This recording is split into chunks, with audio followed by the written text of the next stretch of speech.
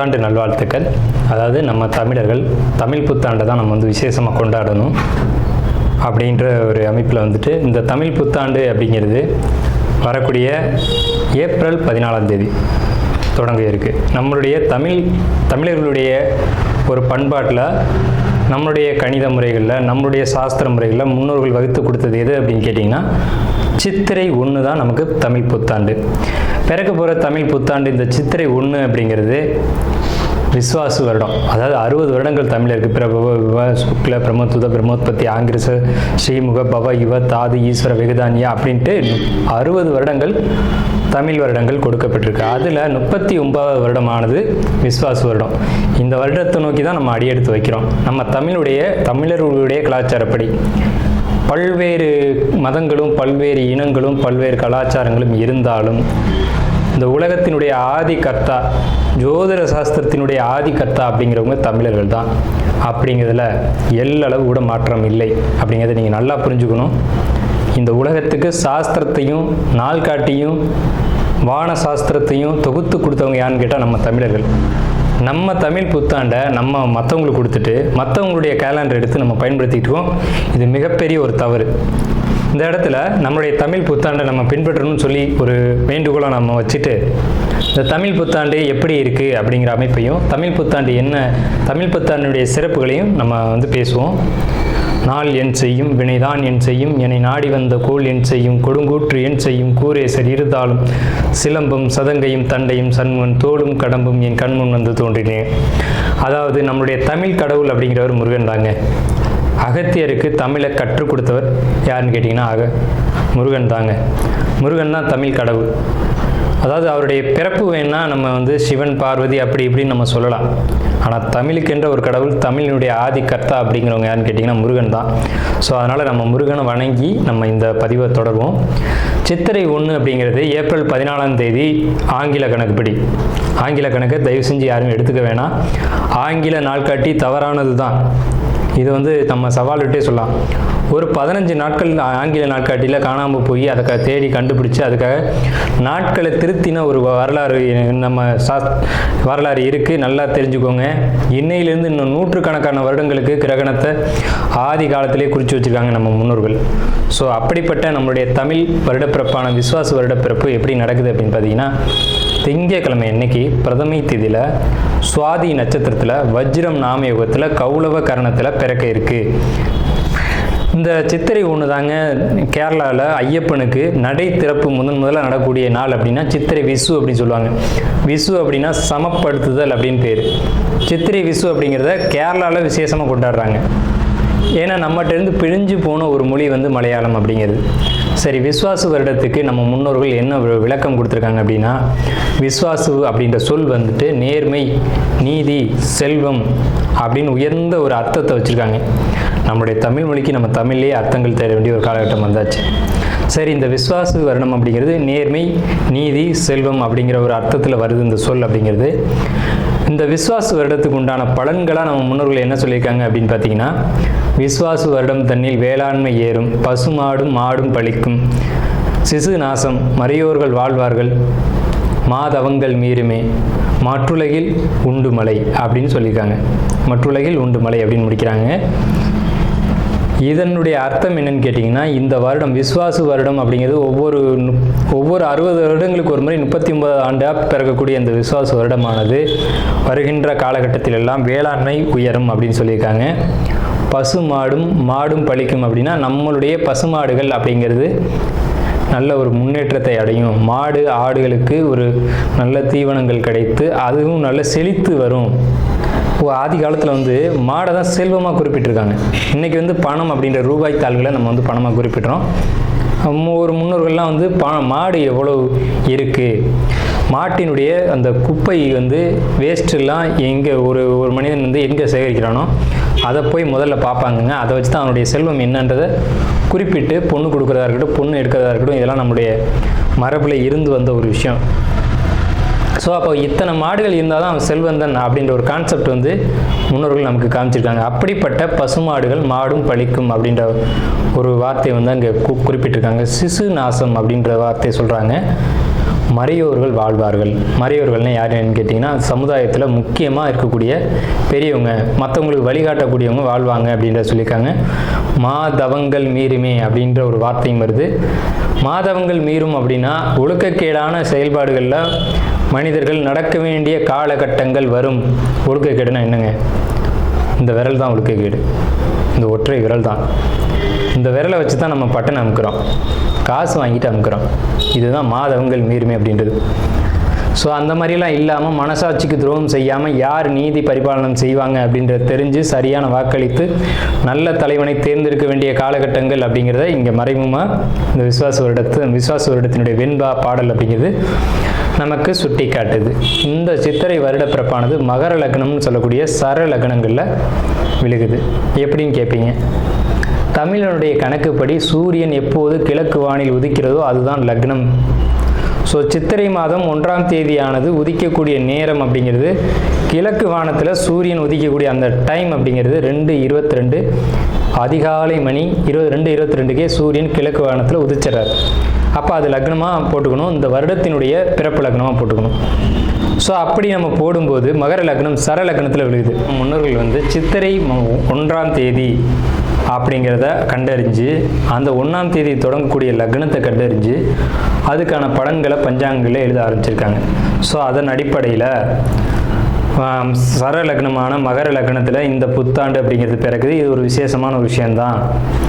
ஏன் அப்படின்னு கேட்டிங்கன்னா, அந்த மகர லக்னத்துக்கு அதிபதியான சனி பகவான் ஒரு பலமான ஒரு நிலையில் வருடப்பிறப்பின் போது இருப்பாங்க அப்படிங்கிற ஒரு விசேஷமான ஒரு அமைப்பில் இந்த வருடப்பிறப்பு அப்படிங்கிறது விஸ்வாச வருடம் பிறக்கின்றது. ஸோ இந்த விஸ்வாச வருடம் பிறக்கும் போதே நமக்கு ஒரு நல்ல செய்தி கிடைச்சாச்சு, இந்த வருடம் நன்றாக இருக்க போகுது அப்படிங்கிற ஒரு விஷயம்.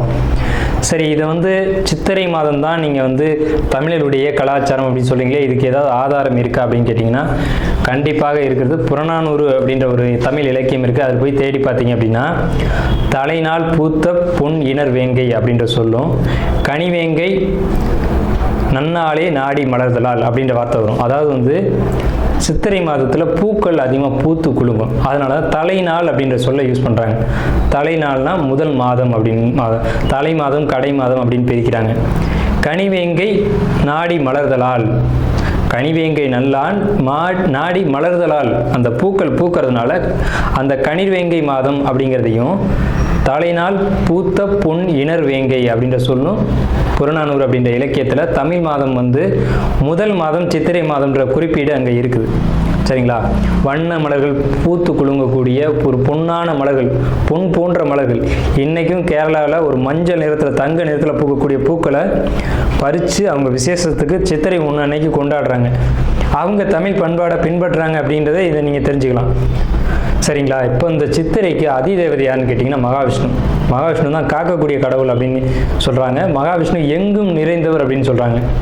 சரிங்க சார், சித்திரை மாதம் விசேஷங்களை கொண்டாடலாமா அப்படின்ற ஒரு கேள்வி வரும்.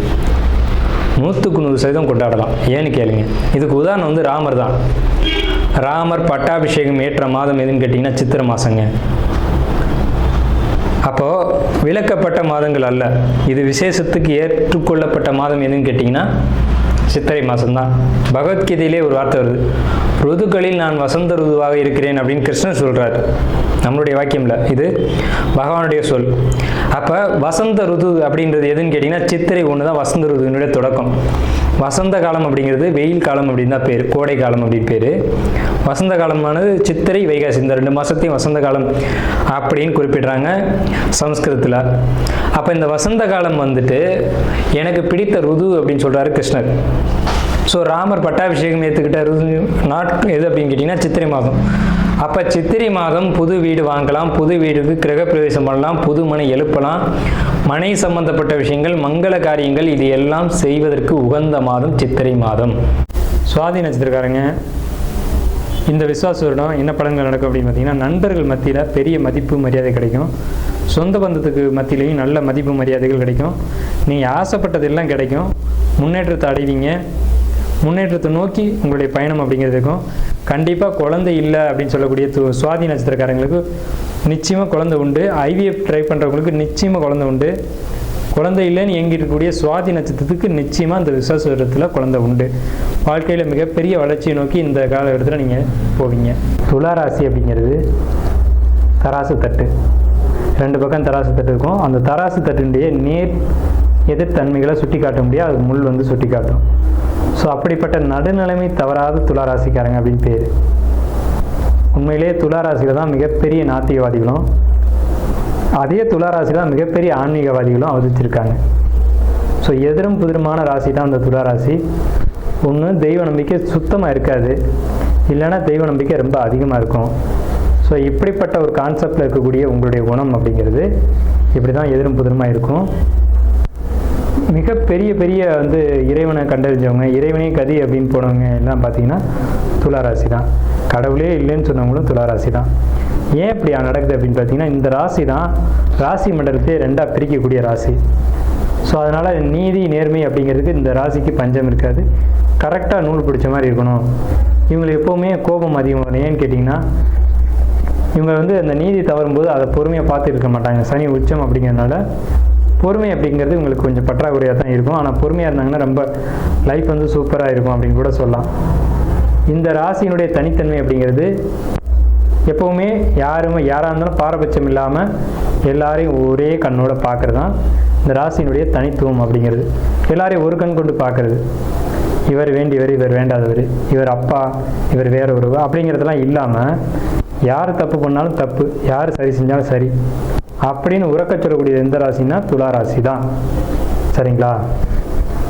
இப்போ சார் எங்களுக்கு இந்த விசுவாச வருஷம் எப்படி இருக்குது அப்படின்னு நீங்கள் கேட்டிங்க அப்படின்னா சூப்பராக இருக்குது. ஏன் சார் அப்படி சொல்கிறீங்க? உங்கள் ராசிக்கு ஆகாத கிரகம் 3 ஆறுக்குடைய குரு, ஆனால் 9ஆம் இடத்துல உட்காந்துருக்கார். ஓடிப்போனவனுக்கு 9ல் குரு, அகப்பட்டவனுக்கு அட்டமத்தில் ராகு அப்படின்னு சொல்லுவாங்க. அப்போ ஓடிப்போனவனுக்கு 9ல் குருனா ஏன் அப்படி சொல்லியிருக்காங்க அப்படின்னா, 9ல் குரு இருந்தால் ராசியை பார்க்கும், ராசிக்கு 3ஆம் இடத்தை பார்க்கும், ராசிக்கு 5ஆம் இடத்தை ஒரே காலத்தில் பார்க்கும். ராசி 3, 5 இந்த 3 இடங்களை ஒரே காலத்தில் பார்க்கும்போது அது மிகப்பெரிய நல்ல விஷயங்களை செஞ்சுட்டு போயிடும். என்ன நல்ல விஷயன்றதை பார்ப்போம். முதல்ல தனவரவு, பணம் தானே எல்லாத்துக்கும் முக்கியம். அது துலா ராசிக்கு ரொம்ப முக்கியம் வந்து பணம் தான். ஏன்னா இந்த வீட்டின் அதிபதிய சுக்கிரன் தானே. திடீர் தனவரவு அதிர்ஷ்டமும் இந்த விசுவாசத்தில் உங்களுக்கு தான் உண்டு. கணவன் மனைவி உறவை பொறுத்த வரைக்கும் கொஞ்சம் கான்ட்ராவர்சி அப்படிங்கிறது இருக்கத்தான் செய்யும். இருந்தாலும் பரவாயில்ல அப்படின்ற மாதிரி ஓடிடும். இது வரைக்கும் உங்களுடைய பொருளாதார நிலைகள் கொஞ்சம் தட்டுப்பாடாக தான் இருக்கும். வரவுக்கு மீறி செலவு இருக்கும். குடும்பத்தில் சுபகாரியங்கள் நடந்திருக்கும், அதுக்கான செலவுகள் நீங்கள் மேற்கொண்டிருப்பீங்க. ஸோ இதெல்லாம் கடந்த காலகட்டத்தில் நடந்தது. நல்ல சிந்தனைகள், புதிய முயற்சிகள் இப்போ நடக்கும்.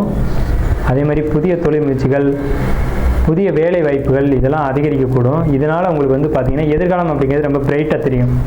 எதிர்காலம் பற்றின உங்களுடைய கனவுகள் வந்து பெரிய அளவில் வச்சுக்கிட்டே போவீங்க. அதிர்ஷ்டமான காலகட்டம் தான் அப்படிங்கிறதுல எந்த ஒரு மாற்று கருத்துக்கு இடமில்ல. சாதாரண நிலையிலேருந்து மிக பிரம்மாண்டமான நிலைக்கு உயர போகிறீங்க அப்படிங்கிறதுல மாற்று கருத்துக்கு இடமில்லை. முன்னேற்றத்தை அடைவிக்க நல்ல திறமையும் அந்த திறமைக்கான சரியான வாய்ப்புகள் இந்த காலகட்டத்தில் கிடைக்கும். இப்போ ஒரு குழப்பத்திலேருந்து ஒரு தெளிவு கிடைக்கும். ஏன்னா சந்திரனை குரு பார்க்குறாங்க. ஒரு நாள் குழப்பத்திலேயே போட்டு இதை செய்வோமா வேணாமா வேணாம் அப்படின்னு நினச்சிட்டு இருந்ததுக்கு பதிலாக இப்போ ஒரு தெளிவு கிடச்சிக்கும். இதை செய்யலாம் அப்படின்ற ஒரு இறுதியான ஒரு முடிவு வருவீங்க. இடமாற்றங்களும் பயணங்களும் அலைச்சல்களும் உங்களுக்கு உண்டு. அதனால் பாதிப்பு இருக்கா சார் அப்படின்னு கேட்டிங்கன்னா கண்டிப்பாக பாதிப்பு இல்லை. அதனால் நல்ல ஒரு சிறப்பான நிலைக்கு போகக்கூடிய காலகட்டம் தான் உங்களுக்கு வந்துக்கிட்டு இருக்கு. எதிரிகள் இது வரைக்கும் இருந்திருப்பாங்க, இனி இருந்த இடம் தெரியாமல் போயிடுவாங்க. இதுக்கு முன்னாடி எதிரிகளுடைய தொந்தரவு அப்படிங்கிறது இருந்திருக்கும். இனி அந்த பேச்சுக்கு இடமில்லை. சிரமங்கள் எல்லாமே சரியாகும்.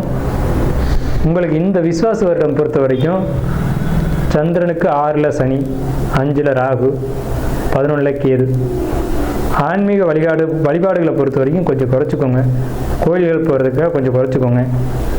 ஏன்னா சார் எல்லோரும் கோயிலுக்கு போக சொல்லுவாங்க, நீங்கள் போக வேணாம்னு சொல்கிறீங்க அப்படின்னா தற்சமயம் கிரக நிலைகள் அப்படி தான் இருக்குது. கோயிலுக்கு போனால் உங்களுக்கு சில பாதிப்புகள் ஏற்படலாம் அப்படின்ற ஒரு நிலை இருக்குது. ஸோ அதனால் அதிகபட்சம் ஆலய வழிபாடுகளை குறைச்சிட்டு வீட்டிலே இருந்து தியானம், யோகா, மெடிடேஷன் இந்த மாதிரியான விஷயங்களை ஃபாலோ பண்ணுங்கள்.